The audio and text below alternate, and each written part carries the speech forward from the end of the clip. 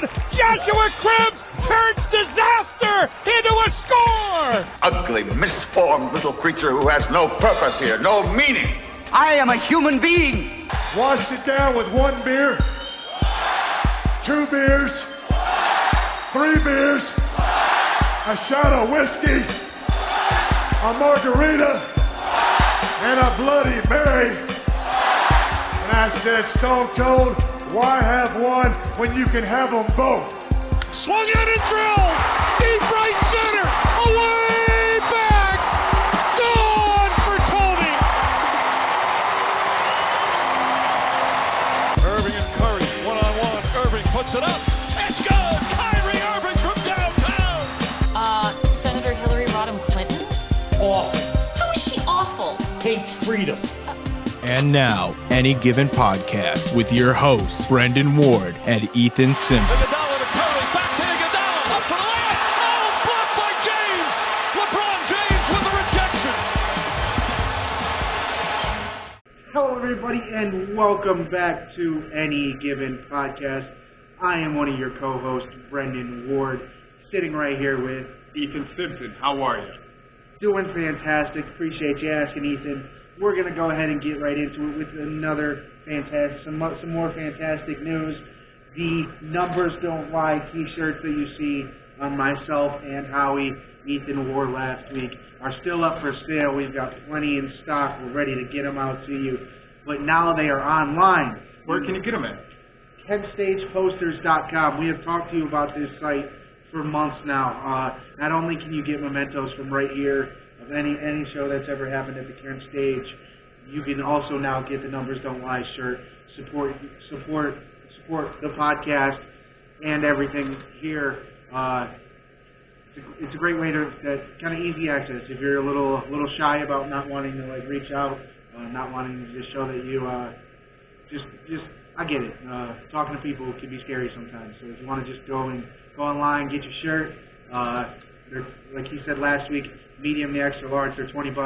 Anything higher than that, between 2X and 3X, is going to be $25. Go get your shirt. Buy as many as you want on there. There's quantity function. Now there's a size function.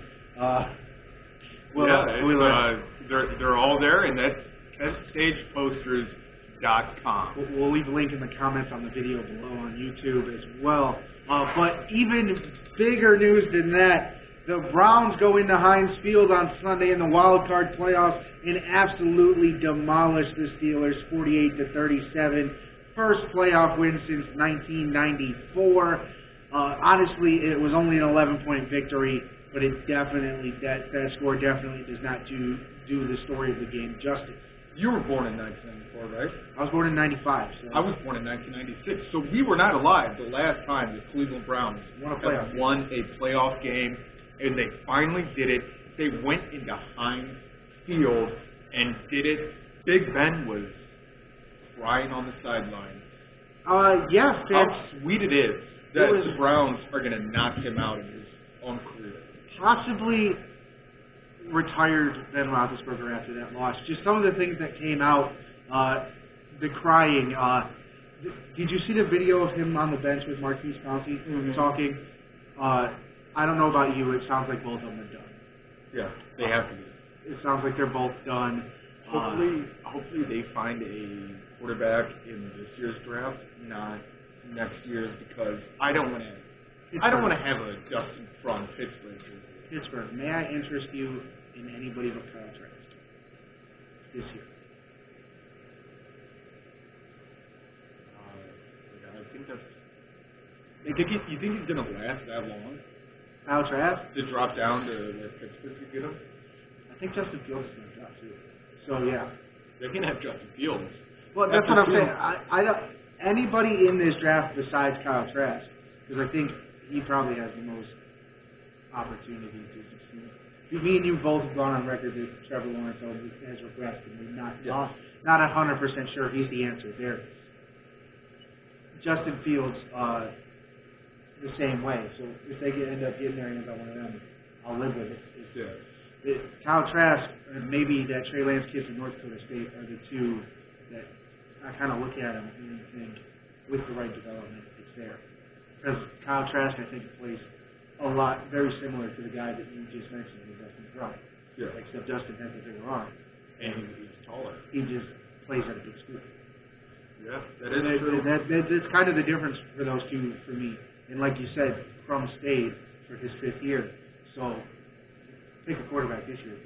Yeah, absolutely. I do not want to see, like I said, Dustin Crum wearing black and gold. You tweeted about it, right? You said, yes, I don't want to have to own a Steelers shirt. And my guy that I used to play baseball with growing up, Mike Legan, he was like, oh, we need him so bad. And I was like, he's a tall, big-armed quarterback from the MAC? Where have I heard that before? Yeah, right?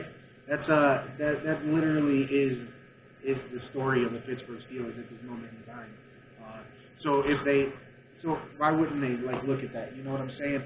So, but we're not getting into the Steelers quarterback. We're getting into the fact that the Browns won a playoff game, starting off the game, jumping out to a 28-0 first quarter lead, thanks to an opening play fumble touchdown after a very high snap from veteran Marquise Pouncey, and then 2 interceptions and a 3-and-out in the first four drives of the game. Before they knew it, they were up 28-0 on the Steelers, who everyone said that would just run away with this game, considering everything that the Browns had against them. Joe Bitonio not playing, the head coach sitting in the basement, not being able to coach the game, all the different injuries, no Denzel Ward. Myles Garrett is still not Myles Garrett. But 2 people that for sure came to play are Kareem Hunt and Baker Mayfield. Can I say one thing about Baker Mayfield? Yeah, absolutely. Baker Mayfield, 21 for 34, 263 yards, and 3 touchdowns in his playoff debut. I don't know about you, but to me that sounds like numbers don't lie. Numbers indeed do not lie. I swear it. Numbers indeed do not lie. That's all I got to say. I've been on here for weeks now with a backwards hat, and I wore it forwards just to do that today. Go. It's literally the same hat Baker was wearing in his post-game press conference. Flipped it back just like him. Because what an idiotic take.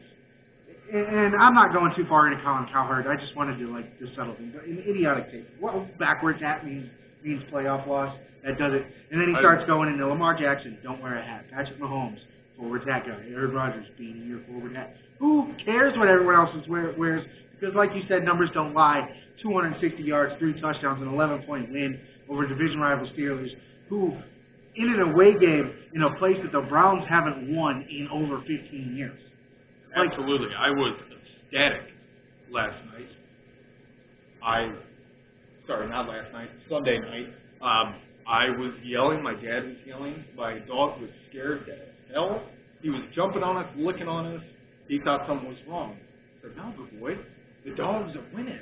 Yeah. You should be happy. The dogs are winning. Yeah, very exciting. I don't even really it was almost like Christmas morning to me. I'm on record, I'm a Cowboys fan, right? Yeah. But just to sit there and watch it, I didn't fall asleep after it till probably 5 in the morning. And I probably only slept a total of 6 hours in the last 2 days because of it. Because of just the excitement wouldn't let me wind down to go to sleep after the Browns won. And then we were headed right into the national championship game for the Ohio State Buckeyes that we will get into later. The score here doesn't really even seem to tell the story of the game, doesn't do it justice, just simply because it seems like this game was very close and the Browns pulled away and to get the W. But it was really just they got complacent, kind of like they did in that Tennessee game where they held that big lead. They were leading 35-10 at halftime in this game, and then they only scored 13 points the rest of the way, while Pittsburgh scored 27. The thing is Pittsburgh had to try to get in that, and you had some over-the-top plays from Chase Claypool that certainly helped that case. The thing is they got to stop doing that, because there's a team coming up this week that you cannot get complacent against, because 3 teams in a row did last year, and they won the Super Bowl because of it. Actually, 4 teams probably, because they had the bye last year, so it was Baltimore, it was Houston, then Tennessee, then the Super Bowl was San Francisco last year. Yeah, Kansas City is way too good to get complacent. Honestly, I think you could jump out to a big lead on these guys. but you cannot stop. Foot on the gas. I tweeted it on Sunday. You have to absolutely. If you find a hole in that Kansas City defense, you have to do it. Wynn sets up a divisional round matchup with Kansas City Sunday at 3:05. They're the one-seeded team. They got the bye week. They are the defending Super Bowl champions. Everything about this game just says it's going to be a tough game for the Browns to win, but so did Pittsburgh. So here's the thing.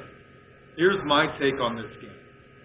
Kansas City, obviously, AFC, they're the hardest team to beat in the AFC. But we get our guys back. We're starting to get our secondary players back. So what do? We cannot take the foot off the pedal or foot off the throat of the Chiefs. You cannot do that. No. This week. If you get a lead, stomp on it because you're going to have to.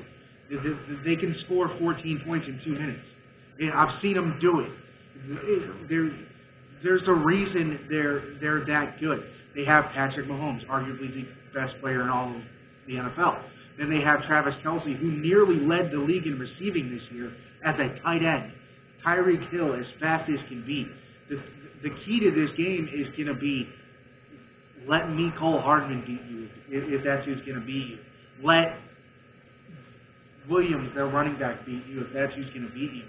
Don't get beat over the top by Travis Kelce and Tyreek Hill. I just put on here, can the Browns defense slow down the playmakers? Yeah, I mean, they have to. And you know what? And this is a revenge game for Kareem Hunt. I have no doubt Kareem Hunt's going to come out, because he did last week, right? He did against the Steelers. He came out and he bowled people over. And this was the team that cut him. And the team that cut him didn't just give him the benefit of the doubt. Well, it's hard to give somebody the benefit of the doubt when the evidence is there, but just didn't stick with him like the Browns have. I guarantee you he's going to run angry. The Browns obviously have the rushing attack. I think they're going to have to use it. If you're not going to want to shoot out with Baker Mayfield versus Patrick Mahomes, you're going to want to run the ball 30, 40 times this game. Absolutely. 20 touches apiece for your two dynamic backs. And I imagine that Stefanski probably... I'm still going to stick with the theory that they have gone away from the run the last couple weeks for this exact game. They want Kansas City to think that they're going to come out passing, and they're just going to come out and Derrick Henry them from last year. And just, Nick Chubb might have 200 yards. And believe you me, I hope that's what happens. Because if the time of possession is somewhere near 40-20, I can see the Browns having the lead. Oh, absolutely. And like we were saying, here's the thing. Tyreek Hill is going to smoke out whatever cornerback is on him. It's probably going to be Denzel Ward. He might get smoked. I'm just going to say it now. He most likely will get smoked. But who's Terrence Mitchell on? Is he on Sammy Watkins? I would say so. But that's just because I think you're going to double team Kelce with the two safeties. Yeah. I don't want a linebacker anywhere close to Travis Kelce. No, he's absolutely good. Not. Yeah. You need somebody with speed there. He's too good and he's too big. Too big. He's fast. You need someone with speed there. Mac Wilson is not going to be able to cover Travis Kelce. Gianni Takitaki, not going to be able to cover Travis Kelce. DJ Goodson, no. It's just not going to happen. You're going to need two guys for Travis Kelce on every play. I might even argue put two guys on Travis Hill. Like I said, in the passing game, it needs to be Watkins and Hardman that beat him.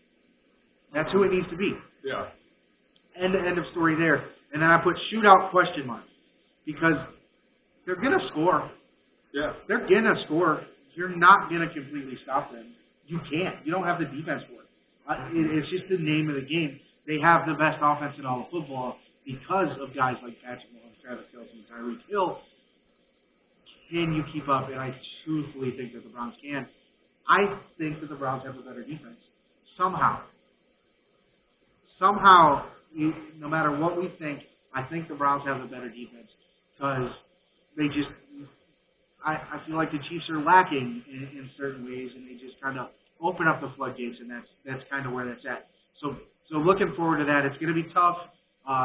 All I got to say to the Browns is keep this momentum. You have the opportunity to do something special, win this game, head to the AFC Championship. Who are you taking next week? Or this week? It's so tough to beat them. I love the Browns, and I really hope they win, but it's tough to beat them. You want me to tell you what I'm going to say? Yeah. I'm taking the Chiefs. All right. Yeah, I felt like we were on the same page. It's prove me wrong, please, because it's just really tough. Pittsburgh's Pittsburgh. They've been on that downslide, things like that. You went out and beat their ass. I really hope you go do the same thing. No question about that. They've whooped their ass. Yeah, I really hope you go do the same thing to the Kansas City Chiefs. The thing is it's probably going to be a 55-52 game. Yeah, and you know what? I'm not even going to say it. I shouldn't say it. Yeah, I know where you're going. So just leave it at that. Ready to go around the NFL, my man? You want me to take this over? Yeah, go ahead and do your thing. We're about halfway through the episode. So around the NFL, Wildcard. Can I do that slow? Yeah. Or should I do your thing. You got it going. The Bills speared the Colts 27-24. The Los Angeles Rams, they found that little stupid bird just like I did last week, and they headbutted the Seattle Seahawks 30-20. The Tampa Bay Buccaneers, whatever the hell the football team is, they cut them up. Shout out to their quarterback. Oh, Alex Smith? No, Taylor Heineke played. Oh, from the XFL. Yeah, shout out to him for getting his first career playoff start and playing the way he did. Alex Smith did win comeback player of the year. Rightfully so, before he even stepped on the field. And then he won a division title. The Baltimore Birds pecked at the Tennessee Titans and beat them 20-13. Tennessee just didn't show up. No, they did not. The New Orleans Saints beat the Chicago Bears 27-9 because you know what? The Saints will go marching on. Did you watch any of that game on Nickelodeon? I did not, because I do not like Nickelodeon. I caught it just like, some of it was cool, man. They were doing a lot of like explaining penalties and stuff. I thought that was cool. But then young Sheldon started explaining penalties, and I started doing it. Young Sheldon was on it? Yeah, young Sheldon would pop up. Thank God. You know how like the little yellow thing pops up at the bottom and it's a flag? It was young Sheldon. Yeah, after the flag thing popped up, a couple seconds later after they made the call. I'm young Sheldon. Yeah. Let me do my both sides. So after the ref would make the call, young Sheldon would pop up like, you know how like they do those like dancing ads and stuff on TV shows. He would pop up like that, and he'd be like, just so you know, a false start is when an offensive lineman is set and then moves before the ball is snapped. And I was just like, all right, I'm done with young How Sheldon. close can I get to the shotgun line before I can scream into it how much I hate young Sheldon? I know, and that's why I brought it up, because I wanted to get a reaction from you. But yeah, it was over it. I was over it. Eventually, like, I wasn't even watching the game. I was watching something on my computer or something, because it was a boring game. If you don't want me to tell you how boring it was, Mitch Trubisky's offense scored 9 points, and he won the Nick Most Valuable Player. I told that Sean Payton got slimed. Yeah, Sean Payton said he'd get slimed, so he got slimed for winning, but it was just a boring game. Yeah, absolutely, and I would never watch it because I hate young Sheldon. I do not want to break my TV. So, moving on from that, the Dogs of Northeast Ohio came into Pittsburgh and bit those steel melters right on the leg. Cleveland Browns beat the Pittsburgh Steelers 48-37. On the count of three, you want to do it with me? You know what I'm going to do. I'm sure I'll catch on. Here we go, Brownies. Here we go. Here we go, Brownies. Here we go. All right, so the Dogs won that one. So we go to the divisional round that's coming next week. The Los Angeles Rams go into Lambeau Field, the tundra. Frozen tundra of Green Bay. Saturday, 4:35 on Fox.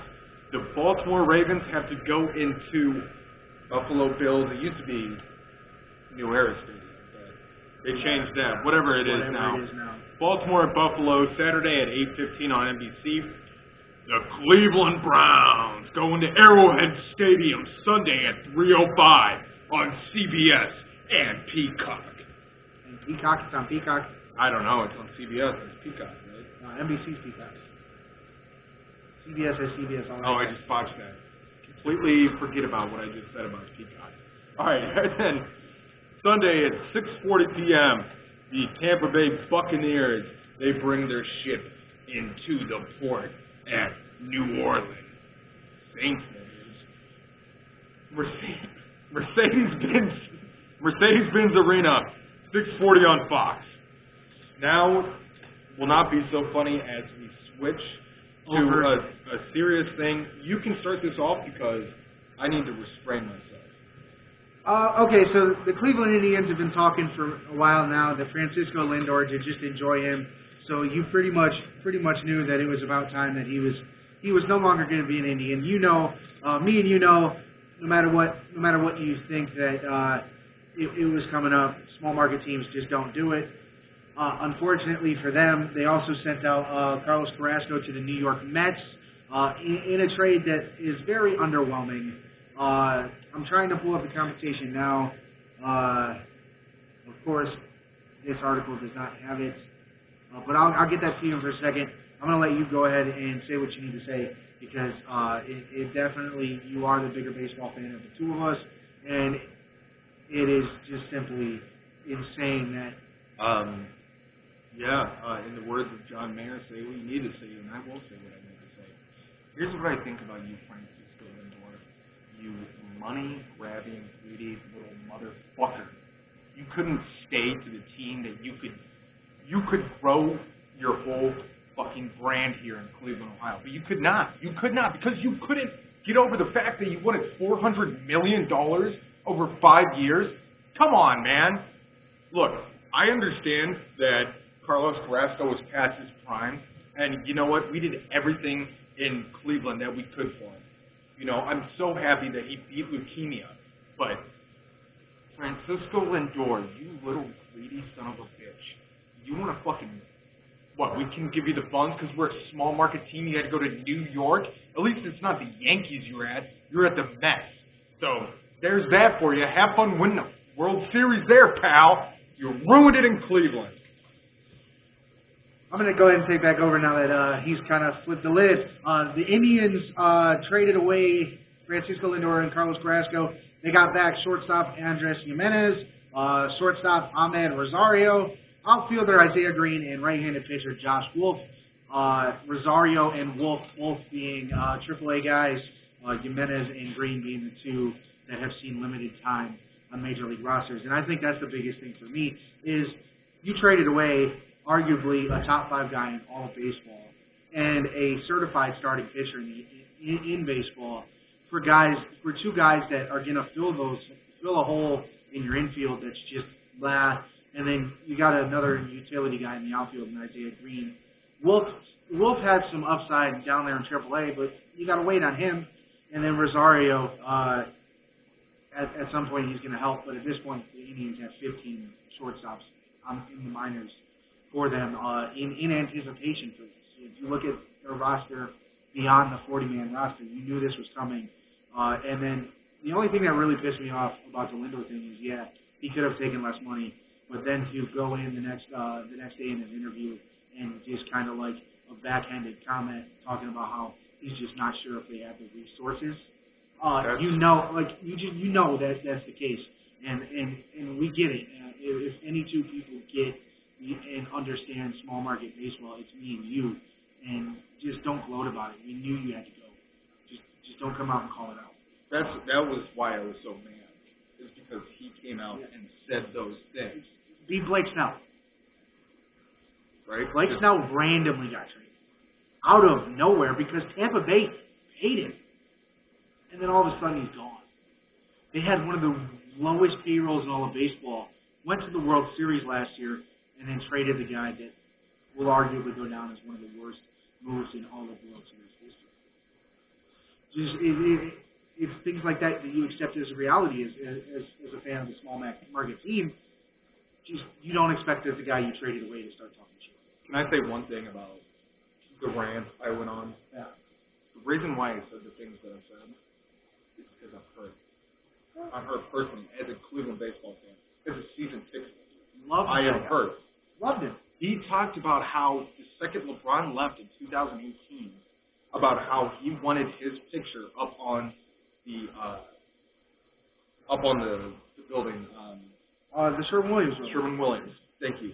He said he would not leave Cleveland until there was a billboard of him holding the World Series trophy in his hand.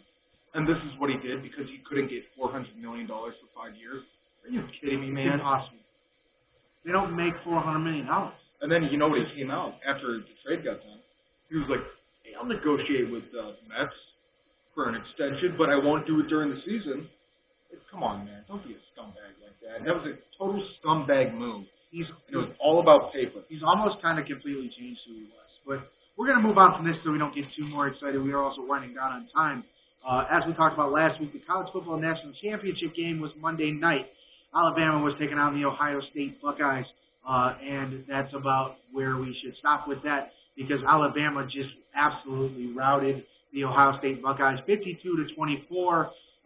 If you want to talk about people not being on the same field, Devontae Smith, or however you say, Devonta Smith, Heisman winner for the first wide receiver since 1991, so 29 years. One of the few non-quarterbacks to win it over the last 20 years. We were going through that. There's only been Alabama guys that have stepped up as non. So the last three non-quarterback winners for the Heisman, Devontae Smith, Derrick Henry, Mark Ingram, all Alabama guys. But Devontae Smith had 12 catches, 213 yards, and 3 touchdowns before halftime because on the first play that he saw of the second half, he ends up injuring his hand and not playing anymore. He did enough in the first half. They did enough to beat the Buckeyes in the first half. Devontae Smith did enough in the first half to win the MVP of the game.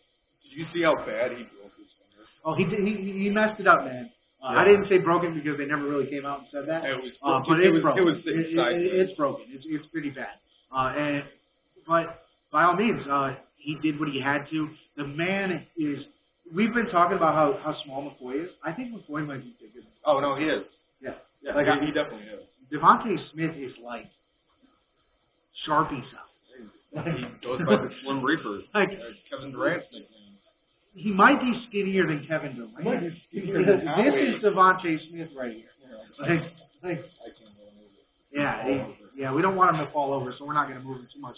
But it was just like we called it. I'm not going to like toot our own horns, but I said going into even yesterday, it's either going to be really close and Ohio State can pull it out with like a last-second field goal or something like that, or it's going to be what happened where you get doubled up. And Mac Jones, for the entire second half, his status for playing the rest of the game was being debated by Kirk Herbstreit. Yeah, absolutely. He was limping around the field. We'll get into that a little later on here. Do you want to do this day in sports history? Yeah, we can get into that. We only got like 3 more minutes. Yeah. So, so this day in sports history, 1 second. January 12th, 1946, the NFL champion Cleveland Rams were given permission to move to Los Angeles. So this day in sports history, 1946, right after we just won World War II, they took our team away. They just like rip in the hearts of Cleveland fans, don't they? That's how they go. I mean, it just seems to be the case. That's kind of crazy.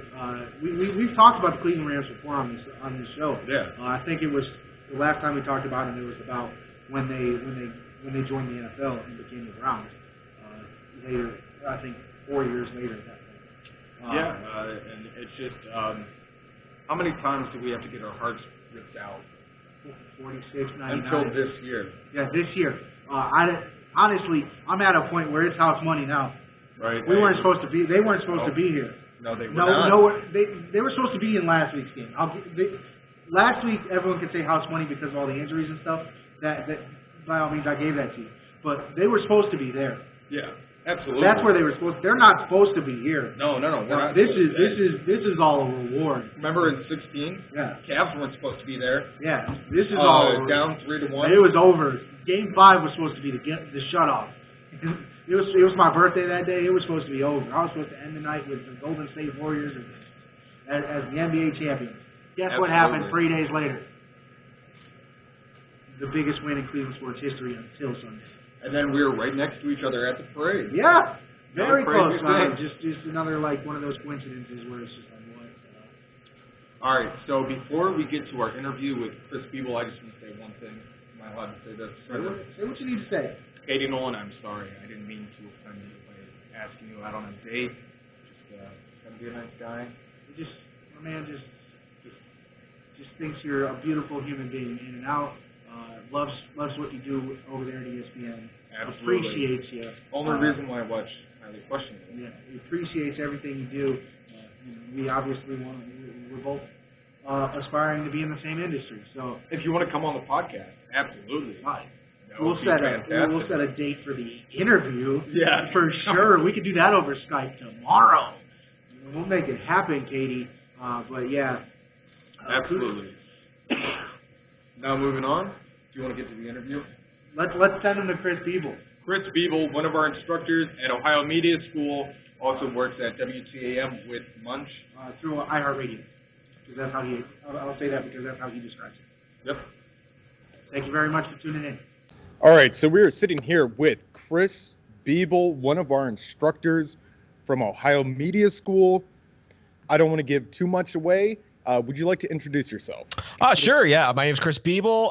As Ethan said, current instructor over at Ohio Media School, and I'm also an employee over at iHeart Media Cleveland. And I started over at WTAM. I mean, they have 7 stations in their little network over there, like Magic and WGAR and KISS, and Rover does his show over there. But I started over at TAM, doing a lot of sports stuff on the nights and the weekends. And for the past 3 years, I've been the full-time producer / board op / everything behind the scenes by myself guy for Munch on Sports. We actually just, before the pandemic, switched over to the morning. So I was doing afternoons prior to that, and now I'm doing the old morning drive over at iHeart. So, that's a little insight into what I do. Welcome to the morning. And I taught you guys. Yeah, that is true. Unfortunately, we graduated from sports broadcasting right before the pandemic, so we kind of got the tail end of that deal. So we're still waiting until they start opening up, where jobs are coming through, and we understand that. Yeah, it was just. It's funny because I think the last time that I was in a bar before the pandemic hit, and there was some sort of broadcast going on. I was a part of some sort of broadcast from a radio standpoint. It was your guys' final project when we were at $2. So it's funny to think. It's funny to think how long. I don't know how it must seem like years ago to you guys, but it feels like it to me. And I'm thinking back. I'm like, wow, that was pretty much the last time I was at a bar in a sports related sense. It's crazy. To put it into perspective, we were there doing the Super Bowl roundtable, and we are now again only 3 weeks away from the next Super Bowl. Crazy. Yeah, it's just I don't know. One of those things. What can you do? Yeah. Nobody has the power to defeat this unless you are a scientist or a doctor or something like that. Or a wizard. So yeah, right, or a wizard. What can you do? All right, so we're going to talk about the 2 events that happened not only Sunday, but also on Monday, if you would like to chime in on those. Absolutely. So, first thing we're starting off with is the Cleveland Browns. I mean, how about Baker Mayfield? Yeah. He is fantastic. The running back's fantastic. With what the Cleveland Browns had for their secondary and their O-line and their defensive line, do you have any thoughts on that spectacular win, the greatest win I've seen in my life as a Cleveland Browns fan? Oh, Ethan, there's no doubt about it. I'm trying to wrap my mind around better wins. I mean, really, I became a fan of the Browns when they came back because I was born in 1990. So before they moved, I remember watching on TV kind of a little bit, but I was 5 years old their last season. You know what I'm saying? So I don't have any kind of big recollection of the movement Browns. So yeah, ever since 1999, we've had some fun wins, but nothing like that, man. That was just one of the most impressive things, and exactly what I thought needed to happen happened on the first play of the game. I mean, I mean, you can chalk it up to a lack of execution. Maybe I can chalk it up to a little bit of luck. Because, I mean, how do you, as much as Steeler fans want to say that Pouncey has kind of fallen off a little bit from his peak form over the past few years, obviously he's going to retire. He's older. He was on the last legs of his career. He like, that's just not a play that somebody of his ability makes. And that's a very old Cleveland Browns type of play to make in a big situation, first play of the game. Absolutely.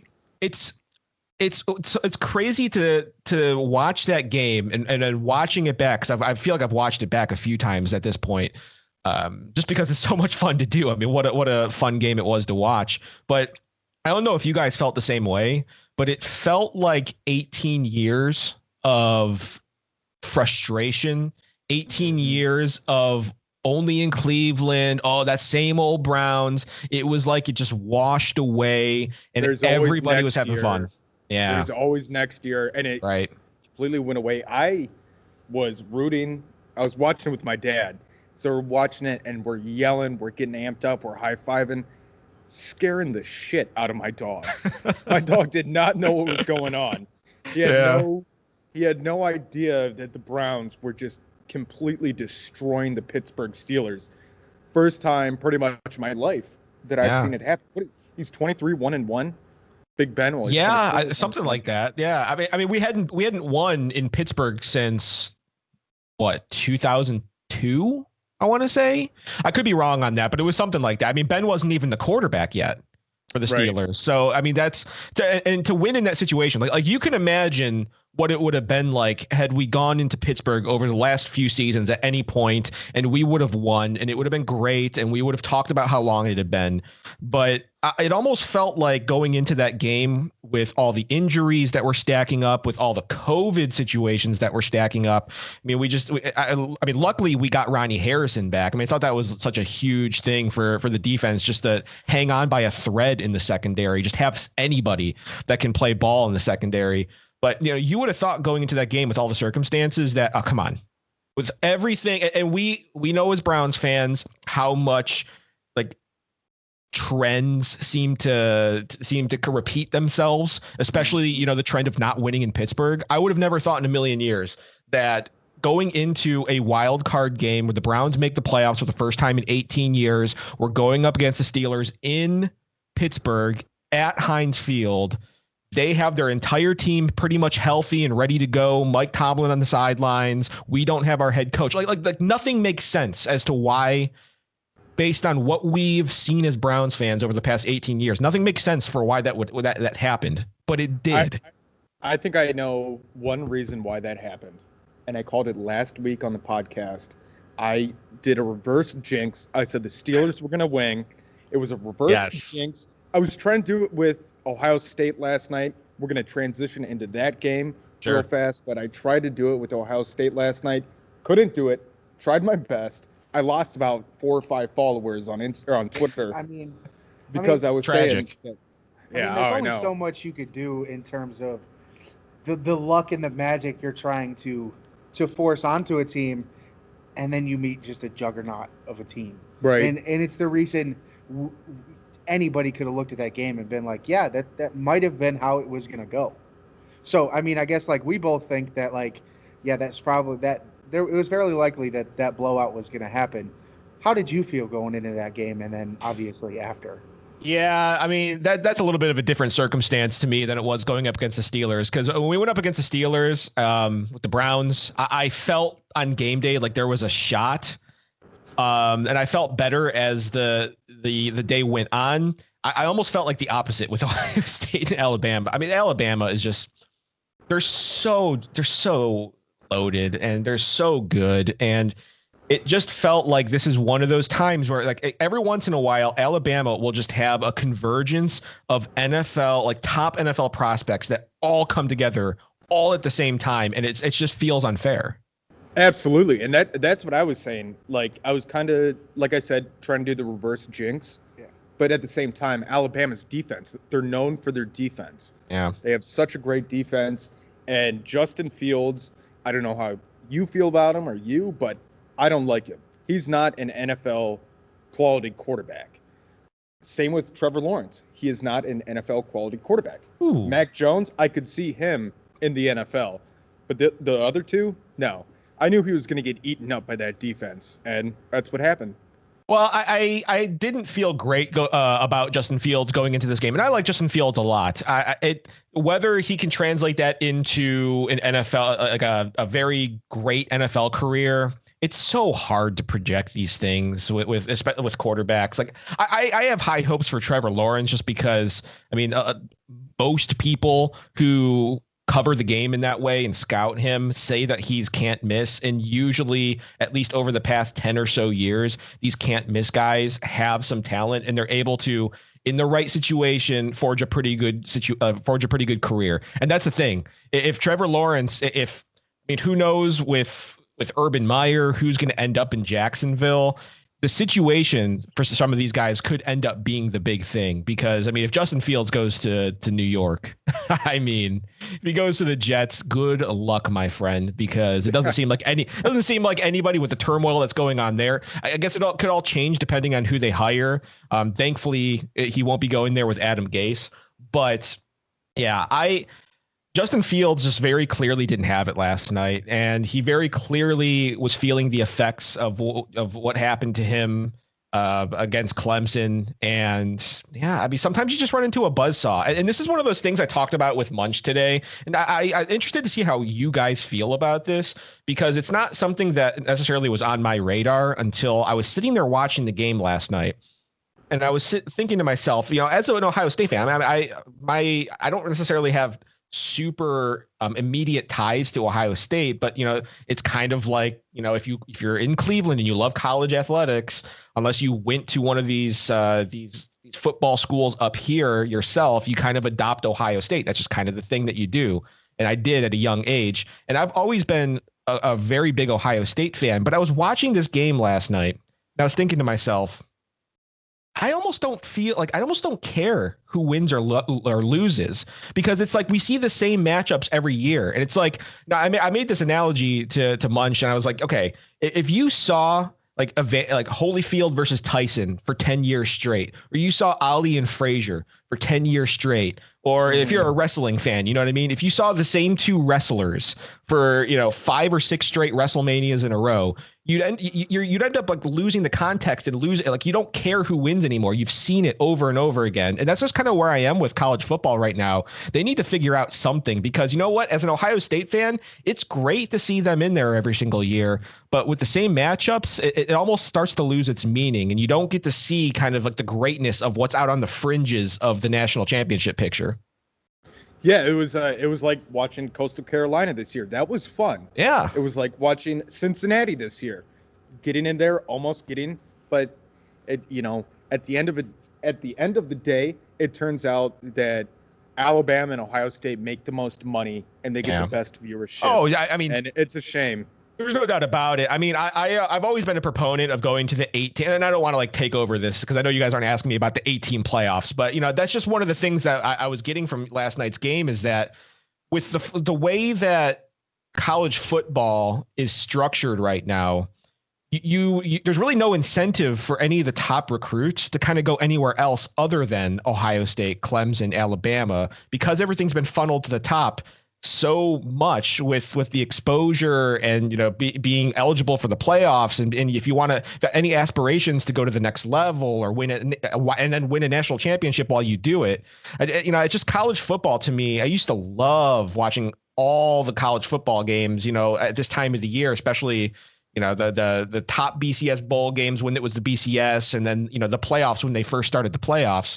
But I don't know, man. It was one of those things where I wasn't viscerally reacting to the game last night. It was a national championship. I mean, this is what you play for. This is, as a fan, this is what you want to get to. And I'm sitting there watching Ohio State get their ass kicked, and I'm like, what can you do, man? Alabama, they just they scoop up everybody. They're just that good. So, Brendan, you want to say? You know what I'm going to say. Do you want to say something real fast about college football? Kind of like agreeing with you. Sitting there watching it, it's what, 35-14 or something by halftime. Yeah. By halftime, and Alabama's getting the ball after the half, and right there, I'm like, it's over. Yeah. You haven't stopped them. They're going to come out. It's going to be 42-14, and then we're going to start talking about, is Mac Jones going to stay in halfway through the third quarter? Guess who's talking about, well, is Mac Jones going to stay in and tough this out despite the fact that he's limping, considering it's his last game in Alabama, likely, things like that. But like you said, it was kind of just like stagnant for me. It was, yeah, and it shouldn't be. It's a championship game, but I didn't have the emotion that I was watching my team lose a championship game. Sure, yeah, and it could a little bit be that deep inside we knew going into this game how much of an uphill battle it was going to be with Ohio State and Alabama. I think that plays into it as well, but yeah, I just want to see fresh matchups, man. Like I remember back when I was in, God, it must have been like middle school / high school for me. It could probably high school, where like Boise State, right? Boise State was never like a national championship like contender necessarily, but you know they made their mark with Kellen Moore, like that era of their football. And I mean, I think that the game where the wide receiver proposed to his girlfriend that was the cheerleader. Yeah, exactly. Yeah, and then remember the Statue of Liberty play, I think on a 2-point conversion against Oklahoma. Like that Oklahoma game was one of the most fun games I've watched in a long, long time. And I mean, I still remember it to this day. And like you said about the Coastal Carolinas of the world and the BYUs, whoever you want to put in there. I mean, Central Florida, I think it was a few years ago when they called themselves the national champions because they were undefeated, but they never got a shot. They didn't get into the playoffs. So like, I think that those stories, like you take what's so fun about NCAA basketball, and this is apples to oranges, and you could never ever have a huge never have a huge tournament in college football like you can in college basketball because of, the timing of everything, right? Obviously.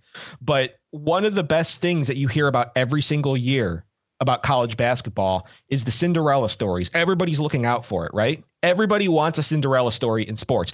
Everybody, maybe not so much in Pittsburgh, but throughout the nation, people have been talking about how happy they are about the Browns beating the Steelers. They're talking about how the Browns have exercised the demons. They went into the rival who they couldn't beat. They went into their own place and they beat them.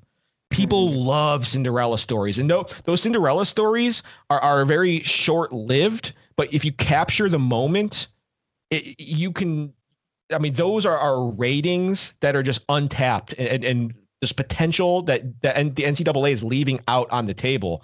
And I think that when you have a situation where you have the same 3 teams with, whoever's the best of the rest remaining, making the playoffs every single year, even to those fans who are in it. And I know I don't speak for all Ohio State fans. I know Ohio State fans are probably looking at me and they're like, what are you talking about? I'll make the playoffs every single year and I'll have a smile on my face and I'll eat it up. Okay, I'm happy for you if you do. But I also want to be entertained, and I was just like you guys were saying. I was sitting on the couch last night watching this, and I was just like, "Oh, it's Alabama."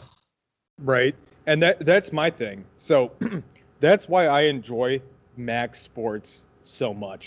I'm from Kent, Ohio, born and raised, lived here my whole life. I've always had the Flashes. The Flashes have always been the joke of college football. The worst, on paper, the worst college football team in the FBS.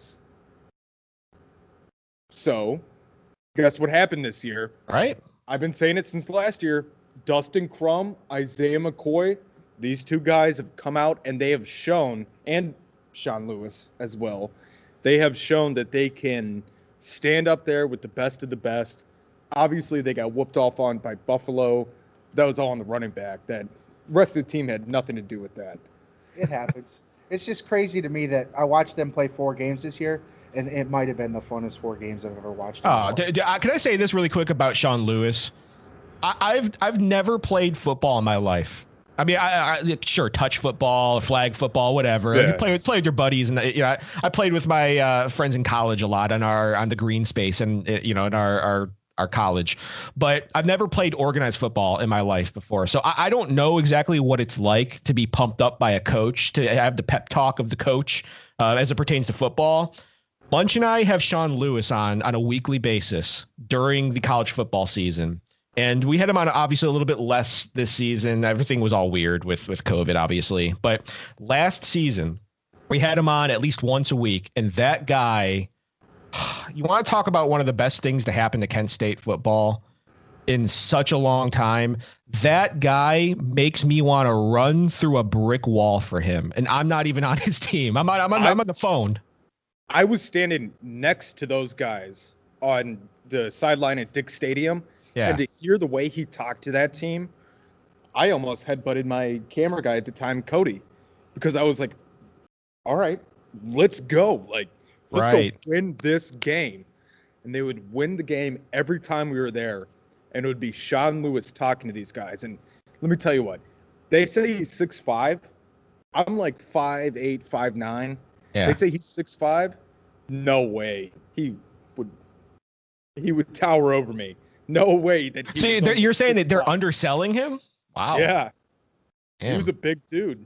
I mean, you had to look up to him. You have to be pretty humble to allow yourself to be sold short. Usually they're saying you're taller than you actually are. Yeah, he's got to be at least 6'5" or 6'7", something like that. Because he towered over me and you know my brother Ian, he's 6'2", and I still look up to him. So like he was like towering. Well, if he's 6'7", I could put a Cavs jersey on him. We could use him. Oh, absolutely, we could. Because he's a tight end too. He could go out there. He could take over the place for Kevin Love. Probably stay healthier. Yeah, maybe.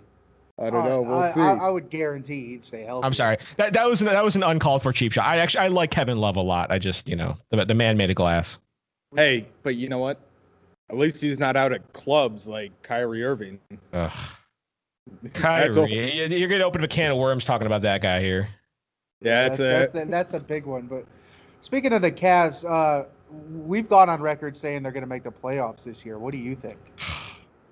Guys, I was so excited about them. I was so excited, especially after the first few games when they had one of the best defenses in the league. I mean, it's a small sample size, sure.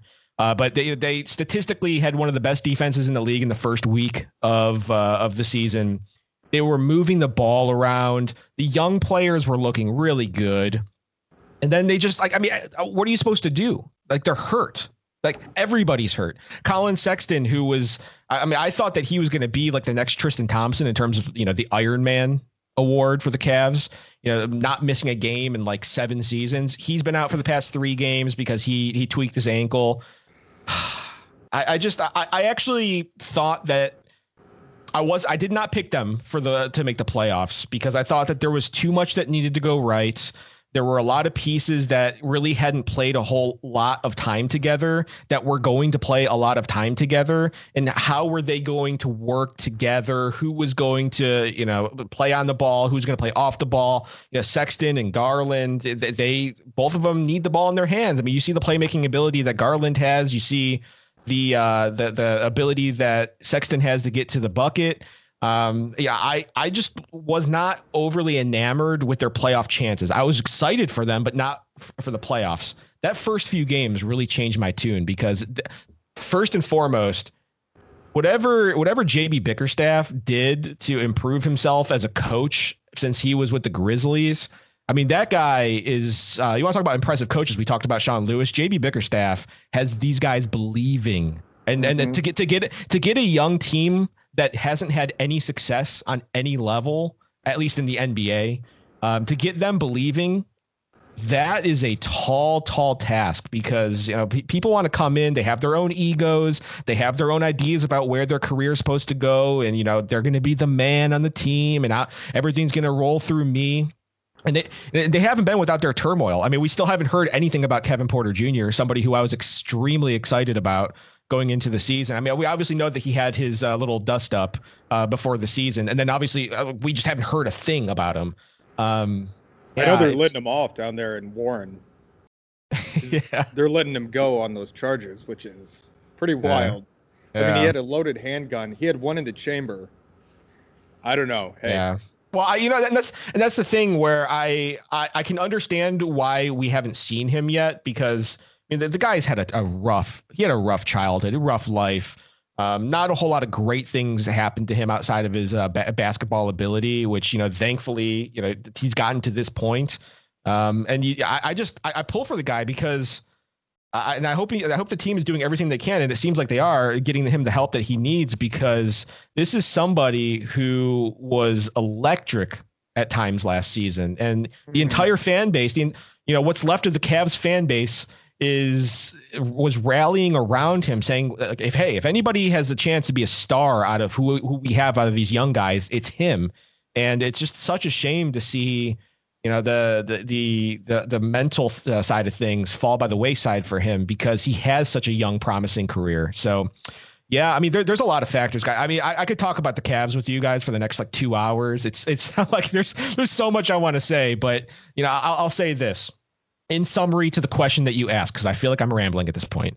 The Cavs have a lot of reason to, and Cavs fans have a lot of reason to be very excited about this team, because every single game you see Okoro, he does something where your jaw just drops. And you're like, wow, if that guy gets it together, he is going to be a monster. Darius Garland, before he got hurt, and that's going to be the big thing in his career, just like it was Kyrie when he first started in the NBA. If he can sustain health, the guy has basketball ability oozing out of his pores, and he's a playmaker. And that's something that everybody was trying to make Colin Sexton into, and Colin Sexton's not that guy. Darius Garland is. And then Sexton, I mean, what more can you say about the guy? I mean, he was statistically one of the worst players in the NBA in his rookie season. Just straight up the worst. Not the worst rookie, one of the worst players. And the guy is starting to set records that only guys with the last name of James and Irving, guys like that hold. So, yeah, I mean, it's rough now because we're having to see Dean Wade pretty much play a bunch of minutes, which is the wrong D Wade. But I'm excited about the Cavs. Yeah, absolutely. So am I. One thing, I hope Kevin Porter Jr. gets the help that he needs. Yeah. Because he's a fantastic player. He is kind of getting off on that normal people like us would not get off on that charge. Yeah. But, and also, Colin Sexton, he just beat out the most double-doubles, or the most 20-point games in Cavs history. He beat out Austin Carr, Mark Price, and LeBron James. So he found himself this summer. He must have been... It's funny because when he came into the league, he was always touted as a guy who was like a defense. He's going to be a bulldog on defense, and you got to let his offensive game, over the next 3, 4, 5 years, hopefully it comes along, and then he can be a reasonable player in this league. The guy, I'll say this about the guy. I hope, and I'm not joking when I say this. I'm being a little bit of a dick, but I'm not like. I hope people continue to count him out. I hope people continue to say that he's not good enough, to say that he can't, because that guy plays with a chip on his shoulder, unlike anything I've seen in basketball in quite a long time, because that chip on his shoulder doesn't necessarily end up with him being a trash talker or him trying to show up people. That chip on his shoulder means that if he had a bad half where he shot poorly, he's going to not go into the locker, or he's going to go to the locker room for a second, listen to the coach, go out and put up more shots before everybody else, or he's going to stay after the game, put up more shots. Like, there's one thing that I'll say, and please, I'm not trying to compare him to Steph Curry. This is just something I remember. I want to bring up a story.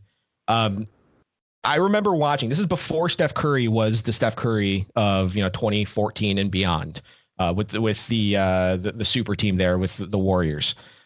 I remember seeing a piece on ESPN where they were talking about Steph Curry and talking about his routine, like his off-season routine and his in-season routine.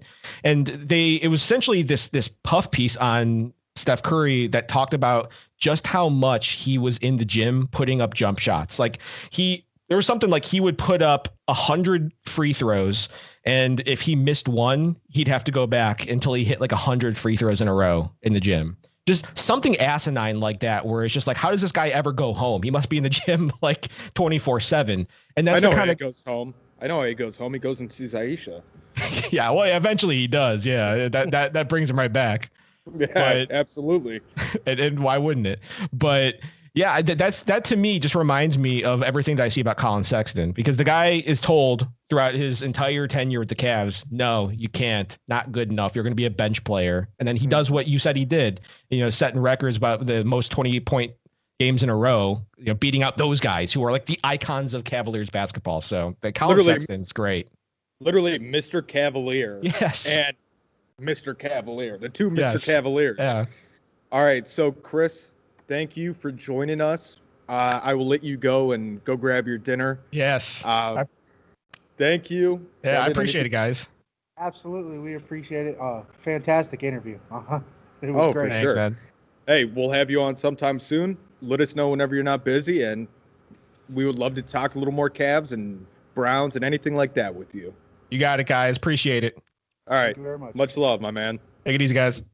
As I always say, God bless, stay blessed. You can follow me on Twitter at ETHSimpsonCGOD. You can follow me on Instagram at ETHSimpson. You can follow my main man at... Follow me on Twitter at BWardCLE, on Instagram B.Ward52. Follow the podcast on Twitter at PodcastGiven, on Instagram at AnyGivenPodcast. One thing you almost forgot. KentStagePosters.com. KentStagePosters.com. Get your numbers don't lie shirt. You can find a link for that on any of our social medias, as well as our Facebook, facebook.com/AnyGivenPodcast. Subscribe to the YouTube. On this video, I'm going to put a link to the shirt underneath in the comments, maybe even in the episode description as well. Anywhere you need to go to get the shirt, trust me, the magic's happening.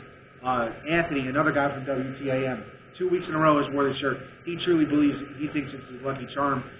Well, let's not get the rest of Cleveland to think it's theirs as well. Maybe we could ride the Numbers Don't Lie shirts all the way to the Super Bowl. Who knows?